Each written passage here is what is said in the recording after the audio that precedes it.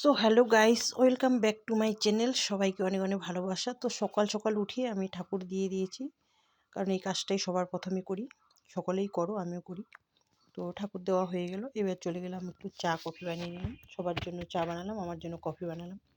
আর আমি আগেও বলেছি, কফি না খেলে আমার সকালে কোনো কাজে মন বসে না, সেই জন্য সুন্দর করে একটু কফি বানিয়ে নিলাম। কফি খেয়ে দিয়ে মনটা একদম শান্তি করে তারপরে কিন্তু আমি রান্নাঘরে কাজে লাগবো।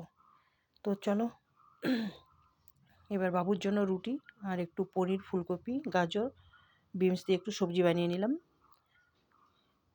এইবারে হবে আমাদের জন্য রান্না। তো এই যে পেঁয়াজ, রসুন, কাঁচা লঙ্কা রেডি করে রেখেছি, করবো আজকে হচ্ছে ঘুগনি। কালকে কাবলি ছোলা আর ছোলা ভিজিয়ে রেখেছি, এটা হচ্ছে আজকে ঘুগনি হবে। তো এবার বসাবো। আর এই যে আগে একটু বাঁধাকপি আর একটু আলু করে নিচ্ছি অল্প করে। আর এই যে দেখো, এগুলো এবার সুন্দর করে এবার ঢেলে দিলাম। সিদ্ধ তো আগেই করে নিচ্ছি, এবার একটু ঢেলে নিলাম, ঝুড়িতে ঢেলে নিয়ে থালাতে নিয়ে নিলাম। তো চলো, এবার একটু দেখো, খুব সুন্দর সিদ্ধ হয়েছে, দেখেও ভালো লাগছে। অনেকে এগুলো এমনিতেই খায়, রান্না না করেও, মানে সিদ্ধ করেও খাওয়া যায় এগুলো, কিন্তু সিদ্ধ করেও ভালো লাগে। তো এবার বসিয়ে দেবো। তো এই যে দেখো, ঘুগনিটা আমি বসিয়ে দিলাম, তেজপাতা, রসুন, পেঁয়াজ, কাঁচা লঙ্কা দিয়ে বসিয়ে দিলাম। তাতে লবণ, হলুদ যা যা লাগে সব দিয়ে দিলাম। আর এদিকে বাঁধাকপিও আমার হয়ে গেছে, আর এদিকে ধনিয়া পাতা তুলে নিয়ে আসছি আমাদের বাড়ির। তো এই যে দেখো, জলটা কিন্তু অনেকটা শুকিয়ে গেল। আর যেহেতু সিদ্ধ করাই ছিল, ওই জন্য বেশিক্ষণ টাইম লাগলো না রান্না করতে। তো দেখো কতক্ষণ হয় দেখি। তো এই যে দেখো, একদম শুকনো শুকনো হয়ে গেছে। আমি কিন্তু এভাবেই নামাবো, একদম শুকনো শুকনো করে। তো এই যে দেখো, তো এবার আমি বাটিতে নামিয়ে নিচ্ছি একটু একটু করে। আর এগুলো ঝোল করলে তো ভালো লাগে না, সকলেই জানো। ওই জন্য বেশ মাখা মাখা মাখা মাখা করে নামিয়ে নিলাম।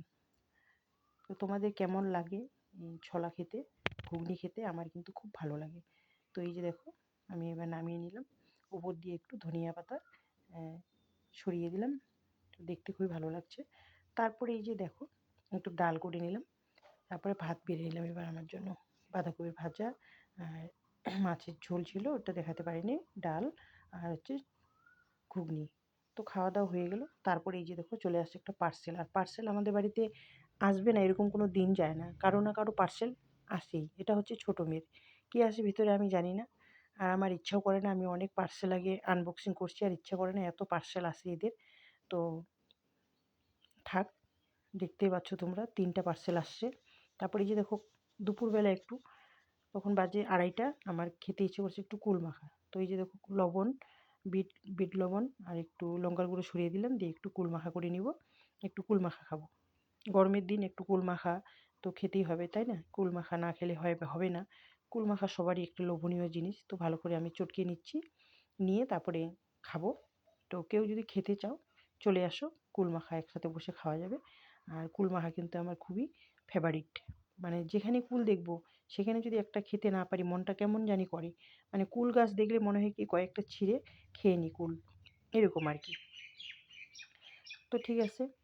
তারপরে এই যে দেখো, আমাদের কর্তামশাই রেডি একদম। উনারও খাওয়া দাওয়া হয়ে গেছে, উনিও যাবেন এখন ডিউটি।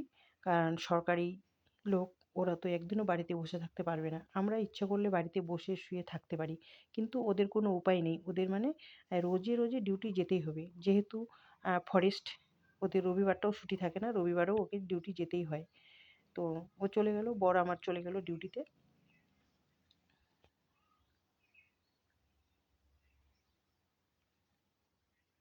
তারপরে আমার এই যে মেয়েরও খাওয়া দাওয়া হয়ে গেলো, মেয়ে এবার চলে যাচ্ছে কলেজে। তো আজকের ভিডিওটা ছিল এখান থেকে। যদি ভালো লেগে থাকে, লাইক কমেন্ট শেয়ার অবশ্যই করবেন। তো টাটা সবাইকে, দেখা হবে নেক্সট ভিডিওতে। টাটা।